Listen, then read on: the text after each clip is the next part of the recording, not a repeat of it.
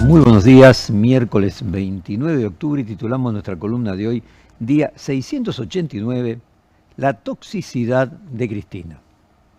Porque como Alfonsín con De la Rúa o Menem con Duhalde, Cristina prefiere más competir con Kicillof o mañana con cualquier otro referente peronista que pudiera sucederla que hacerlo contra Milei. Se alegra más de lo que sería una derrota del peronismo en la provincia de Buenos Aires para poder asignársela a Kicillof que una derrota de la Libertad Avanza. En septiembre, cuando el justicialismo fue claro triunfador en la provincia de Buenos Aires, no lo celebró. Tampoco el presidente del PJ bonaerense, su hijo, participó del acto de festejo en La Plata. En cambio, el domingo salió al balcón, lo que ya es más un lugar de exposición que un lugar de encierro, para precisamente exponer rítmicamente su alegría cuando se avisoraba que el peronismo no estaría ganando la provincia de Buenos Aires. Celebra más una derrota de Kicillof que una de Milei, cumpliendo con el axioma de Freud sobre el narcisismo de las pequeñas diferencias, vulgarmente expresado en peor es la astilla del mismo palo. Freud describió el narcisismo de las pequeñas diferencias como una pulsión que lleva a los miembros de una misma comunidad a enfrentarse entre sí con mayor ferocidad que contra los enemigos externos. En el fondo, todas estas disputas no nacen de la diferencia, sino de la cercanía. El otro se vuelve insoportable precisamente porque se parece demasiado. Alfonsín murió en el año 2009, 30 años después de haber dejado de ser presidente a los 82 años. Menem murió en 2021, después de 32 años de haber dejado la presidencia a los 91 años. Cristina cumplirá 30 años de haber dejado la presidencia recién en 2045.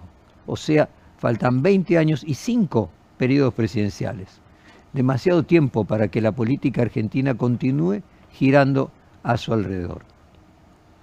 La inmediata aparición del tuit de su hija putativa, Mayra Mendoza, insinuando el propio domingo que había sido un error de Kicillof de doblar la elección, adjudicando una equivocación antes del conteo final y asumiendo como cierta la hipótesis de que se habría obtenido más votos unificando ambas elecciones, transmite la imperiosa necesidad de ver un error y comunicar, aunque sea contraproducente para su propio partido político. Aprovechando el triunfo del oficialismo en Santiago del Estero, Mendoza sostuvo que con una sola elección era posible, sin mencionar que nada tiene que ver las elecciones legislativas del resto del país, porque Santiago del Estero elegía gobernador. Su mensaje, difundido en las redes sociales, fue interpretado como un nuevo pase de factura dentro del peronismo de la cámpora, buscando reinsertar la idea de que Cristina Kirchner tenía razón al advertir sobre los riesgos de separar los comicios. Vamos a colocar en nuestro videowall ese mismo texto. Hoy, a 60 horas del fin del comicio y el conteo final de los votos, el debate es quién fue el ganador, habiendo una mínima diferencia de votos en la discusión de lo que podría generar la patética paradoja de que Santilli se hubiese pelado innecesariamente, porque finalmente Jorge Tayana o le gane o le empate. En cualquier caso, un empate técnico por diferencias de mínimos decimales. Es más, Tayana había obtenido 41% de los votos provinciales contra 32% de Néstor Kirchner cuando compitió para diputado en el año 2009 y 37% de Cristina Kirchner también para diputado bonaerense en el año 2017. Vemos una tabla que compara las elecciones legislativas del PJ desde 1985, justamente la compartió Mayra Mendoza, para mostrar que la mejor elección fue la de Cristina Fernández de Kirchner en 2005.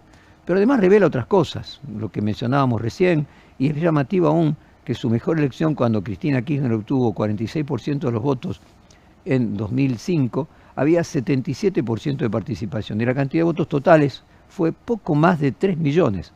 Tayana, con el casi 41%, tuvo 3,5 millones de votos, es más votos que ella. Y es claro que las elecciones se miden porcentualmente porque lo que se pelea es la representación, pero los números absolutos revelan también otros elementos, los cambios generacionales, la incorporación de nuevos jóvenes a la vida política, el desgaste histórico de las fuerzas políticas. Y tomándolo en términos absolutos, la cantidad de gente, Tayana movilizó más gente a las urnas para votar por el peronismo que todas las oposiciones históricas peronistas bonaerenses anteriores.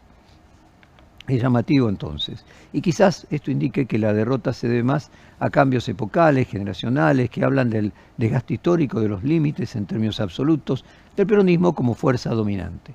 Mayra Mendoza con su tuit o Máximo Kirchner con sus gestos, mientras el domingo en el acto hablaba Kicillof, son dos hijos, uno político y otro de sangre, con los que Cristina Kirchner aspira a estirar su ciclo vital, podríamos decir, vampirizando simbólicamente a la generación de sus descendientes.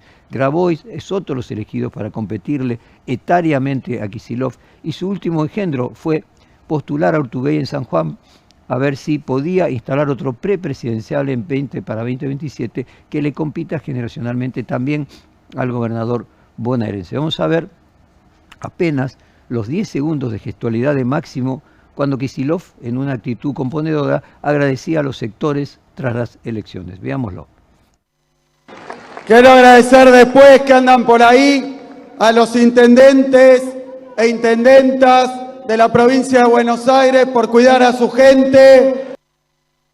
Es como una especie de gesto de un nene caprichoso, de un alumno que se porta mal, hace caras para sus compañeritos cuando la maestra da la lección. Y tanto estos gestos como Cristina bailando en el balcón parecen mensajes más para la propia tropa, para sus seguidores acérrimos, que para el conjunto del movimiento peronista o de los ciudadanos a conquistar, ¿no? Uno de los dirigentes sindicales, a los que le cayó mal la reacción de Cristina tras el resultado electoral, fue el secretario general de la CGT, Héctor Daer. Además, el dirigente defendió el desdoblamiento diciendo que así se garantizaban cargos en los consejos deliberantes y el poder territorial en la provincia de Buenos Aires. Vamos a escuchar las palabras durante una entrevista que le hizo ayer Radio con Voz, donde Daer criticó el baile de Cristina en el balcón. Bien, a nadie, no, a mí me sorprendió, yo estaba en La Plata en ese momento y cuando me dijeron, textuales palabras, me dijeron, Cristina está bailando en el balcón, la verdad que no lo puedo creer, porque aparte considero que Cristina es una persona inteligente y bueno, no sé, o midió mal el saludar a la gente que la fue a ver. ¿A usted por qué le cayó mal? No sé, ¿cómo? ¿A usted por qué le cayó mal que Cristina estuviera bailando en el balcón? Porque estábamos perdiendo la elección. Digamos, que salude la gente, por eso digo, por ahí la interpretación del baile no es la correcta y es la forma de ella de saludar, nada más. Ahora, no estábamos ninguno, me parece, no sé. Ya comentamos al comienzo que la intendenta de Quilmes había insinuado que había dicho que unificando las elecciones en Buenos Aires habría significado un triunfo como el de Santiago del Estero. Pero Mayra Mendoza también fue la primera que tiró la primera piedra, en la interna. Apenas cerraron las urnas y salió a cuestionar el desdoblamiento electoral con otro mensaje aún más llamativo desde la lógica del pensamiento del núcleo duro del kirchnerismo. Mediante un tuit escribió: el conurbano va a salvar a la patria. Y Cristina Kirchner tenía razón, no importa cuando leas esto, o sea, siempre tiene razón. El mito del líder infalible es, en el fondo, una forma política de pensamiento religioso. Supone la existencia de una figura que no yerra nunca, que ve más allá de los demás y que, por tanto, debe ser obedecida antes que discutida. Desde la filosofía crítica, de Kant a Hannah Arendt, se advierte que esta suspensión del juicio individual es la antesala del autoritarismo. Cuando la razón se subordina al carisma, la política deja de ser un ámbito de liberación para volverse escena de fe. El líder infalible no necesita tener razón, basta con que su palabra se vuelva la medida de la verdad. La verdadera fuerza política, decía Gramsci, nace del debate, de la lucha por la hegemonía y la crítica, y no de la obediencia ciega. La frase Cristina siempre tiene razón se vuelve una especie de mantra identitario, pero en su aparente fidelidad late la paradoja. Aquello que comenzó como una expresión de lealtad política puede convertirse en un obstáculo para la autocrítica y la renovación. En términos filosóficos es el riesgo de confundir la verdad política, siempre dinámica, contextual y construida colectivamente, con una verdad revelada que no admite matices ni revisiones. La obsesión de Cristina Kirchner por perpetuarse condena al peronismo a ser una minoría intensa. Como le dijo aquí en este mismo programa Goyaski, el secretario general de la CTA, que también defendió la táctica de haber desdoblado las elecciones porque en sus palabras le permitió al peronismo ganar territorio en cada municipio al costo menor de haber perdido 1 o 2 diputados. Yasky sostuvo que el peronismo debe priorizar la preservación del poder territorial, que se basa justamente en esas conexiones con el territorio y probablemente también con los sindicatos, estrategia que contrapone a la excesiva dinámica polarizadora que impone los medios de comunicación como las redes, terrenos en el que los libertarios actúan como peces en el agua. Y la lógica en la que parece haber caído Cristina, Máximo y Mayra Mendoza, con los gestos y los mensajes que se viralizaron, logra el efecto contrario. Vamos a escuchar al propio Hugo Yasky ayer en este programa diciendo: corremos el riesgo de convertirnos en una minoría intensa. Si nosotros perdemos ese poder territorial, cuando digo nosotros hablo del peronismo, del movimiento nacional, creo que corremos el riesgo de empezar a vivir un periodo en el que nos empecemos a convertir en una minoría intensa y a dejar de tener eso que nos da la posibilidad de construir la política en un entramado complejo al que no accede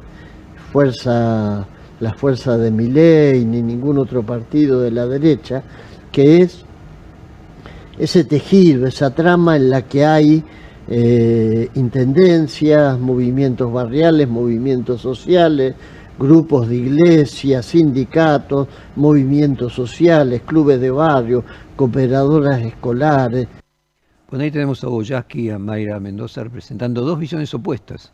Mientras una se refugia en la certeza de la líder infalible, el otro advierte precisamente sobre el peligro de cerrarse, de convertirse en un grupo muy convencido de sí mismo, pero progresivamente alejado de la realidad social que dice representar.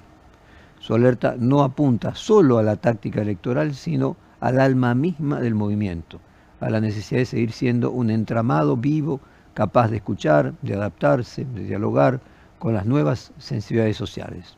Si lo vemos desde la filosofía política, podríamos decir que toda comunidad política enfrenta este dilema: la tensión entre conservar su identidad y doctrina o abrirse para adaptarse. La fidelidad a un dogma sostiene la identidad, pero tiende al sectarismo. La apertura garantiza la supervivencia, aunque también corre el riesgo de convertirse en oportunismo si se diluye demasiado las ideas y las doctrinas iniciales. La clave de la política correcta sería justamente mantener un equilibrio entre ambos polos. Y allí Aristóteles llamó este equilibrio el término medio, el mesostes.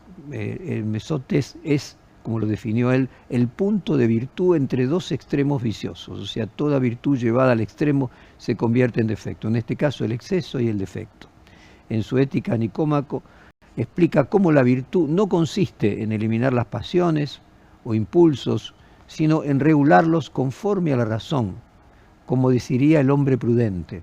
Así la valentía, por ejemplo, se sitúa entre la temeridad y la cobardía, la generosidad entre la prodigalidad y la avaricia, y lo esencial del término medio, además de la moderación por sí misma, se refiere a la proporción justa, a actuar de acuerdo a la medida que exige cada circunstancia concreta.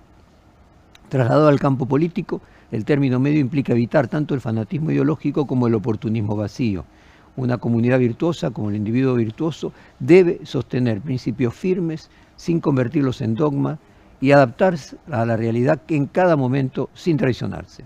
Sin debate, sin error, sin la posibilidad de inclusión, Cristina, como cualquier figura histórica, se equivoca. El peronismo dejaría de ser un movimiento y se convertiría en una secta. Desde el punto de vista de sus seguidores más acérrimos, Cristina enfrenta una condena injusta y está proscripta. Quienes la idolatran sienten esa injusticia en carne propia, como si fuera ellos mismos. Y también ese punto de vista tiene cierta épica que puede incluso justificar la derrota para mantenerse firmes en una posición digna. Perdemos porque todo el sistema está en contra nuestra, nos prescribe, nos encarcela y es injusto, podrían decir. Pero esta indignación, que puede ser motor de una fidelidad militante y funcionar como una reivindicación o solidificar nuevos adeptos, no necesariamente convence más allá de los ya convencidos. No alcanza con levantar un monumento al líder para ganar, hay que conquistar a los indecisos. Y cuando no se encuentra la manera de hacerlo, incluso dentro del propio espacio, se empieza a perder hegemonía. El sector cristinista se cierra más aún en su propia reafirmación, tildando a los demás de infieles, de oportunistas, y esa actitud tensa la interna del Partido Justicialista. Uno de los que los expresó con más firmeza las críticas a esta situación fue el gobernador de Salta, Gustavo Sáenz, quien apuntó contra Cristina Kirchner por las intervenciones del PJ en varias provincias del norte, acusándola de querer convertir el partido en una pyme familiar. El gobernador salteño sostuvo que estas decisiones, tomadas a dedo para imponer candidatos de la cámpora, provocaron la pérdida de todas las bancas en el kirchnerismo que tenían Salta, Jujuy y Misiones, remarcando que el peronismo local pasó de tener un diputado y 2 senadores a no conservar ninguno. El mandatario apuntó también contra Sergio Berni, designado por Cristina para intervenir el PJ salteño, a quien acusó de falta de olfato político por haber desplazado a referentes de peso territorial como Sergio Oso Levi, que según Sanz la intervención impuso la candidatura de Juan Manuel Urtubey con la intención de captar parte del electorado provincial, pero la jugada terminó beneficiando a los libertarios. En paralelo, dirigentes cercanos al gobernador señalan que Cristina bloqueó un posible acuerdo con Fuerza Patria, negándole a Sanz incluso la posibilidad de sumar un diputado. Tras la derrota, Sanz profundizó sus críticas, exigiendo a la expresidenta que se haga cargo de algo y le devuelva al PJ intervenido a las autoridades legítimas. Vamos a escuchar las propias palabras de Gustavo Sáenz, donde dice: la señora intervino el PJ y se quedó sin nada en las nacionales. 29 segundos. Por un lado vino la señora, intervino el Partido Justicialista. Así le fue a las provinciales. Ahora se quedó sin nada en las nacionales.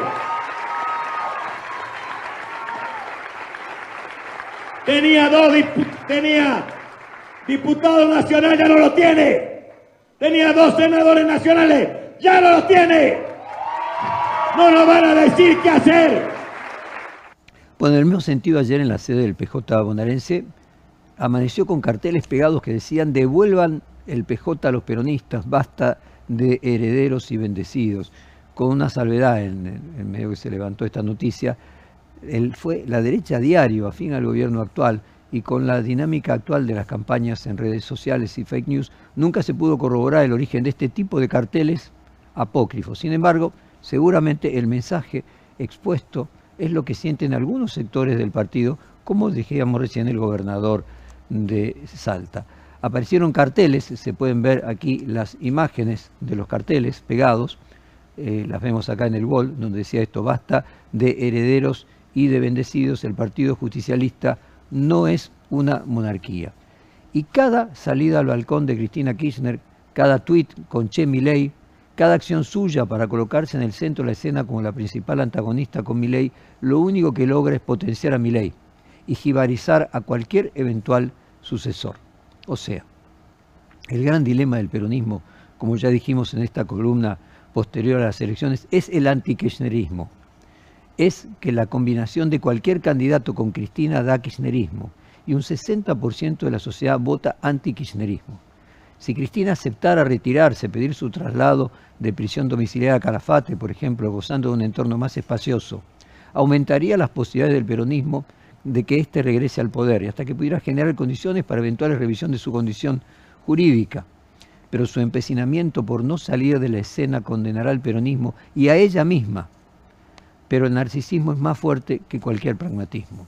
Por el contrario, prefiere aferrarse a que en la ciudad de Buenos Aires Mariano Recalde obtuvo 2% más de votos que Santoro en mayo pasado, siendo Recalde un explícito confeso camporista, mientras que Santoro era un filo alfonsinista que disimulaba su pertenencia al kirchnerismo. Este dato confirma en su imaginario que el éxito electoral vendría de radicalizar más la visión del kirchnerismo dentro del PJ, y no lo contrario, de orientarse al centro como ya intentó infructuosamente con Scioli, con Alberto Fernández, con Sergio Massa, en una apuesta por el aceleracionismo. Ella va por todo nuevamente y ese todo puede significar muy poco. Pero al mismo tiempo inhibe la emergencia de nuevas canciones, como las que intentó comenzar a embosar Kicillof. Recordemos que cuando él dijo lo que dijo de nuevas canciones, quedó como una especie de blasfemo ante el círculo íntimo de Cristina Kirchner por el solo proponer una tímida renovación. Como alguna vez dijo Sergio Massa, la única forma de jubilar a Cristina será ganarle en las urnas en una interna. Massa ahora en otro ciclo vital propone unidad. Pero así como en algún momento desde el peronismo aportaba a la campaña incipiente de Javier Milei, ayudándolo con todo tipo de recursos, pensando que tácticamente con eso perjudicaba al macrismo y beneficiaba al peronismo, la mejor inversión del antikirchnerismo hoy es contribuir al protagonismo de Cristina Kirchner que nunca cese. Se ha demostrado que la campaña del riesgo Cuca es efectiva y es una elección que no solo aprendió Milei sino Trump, tan efectiva que hasta empleando en Estados Unidos términos como, por ejemplo, decirle a los demócratas American Peronism para desautorizarlos. Hoy es mucho más fuerte el antikirchnerismo y antiperonismo que el anti-Milei.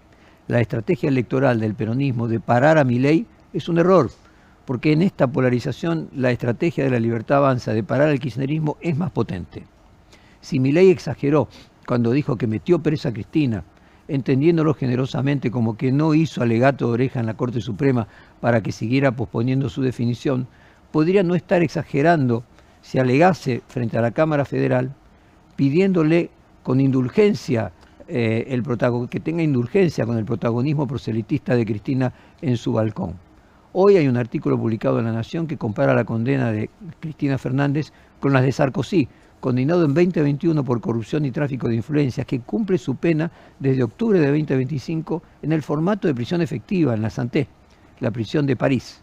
Y antes había estado con arresto domiciliario con control electrónico tras el proceso judicial que respetó los tiempos institucionales y la independencia del Poder Ejecutivo del Poder Judicial.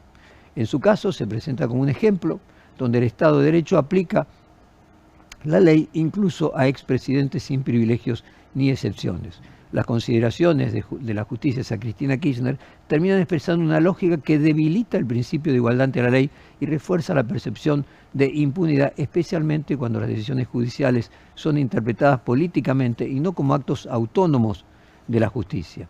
Y esto contradictoriamente hace que las características de la condena perjudiquen su imagen ante la sociedad en lugar de fortalecerla como creen sus seguidores. En Brasil es otro ejemplo. Bolsonaro le impidieron hasta el uso del celular y previamente Lula estuvo casi 2 años de prisión real prácticamente incomunicado en una cárcel común.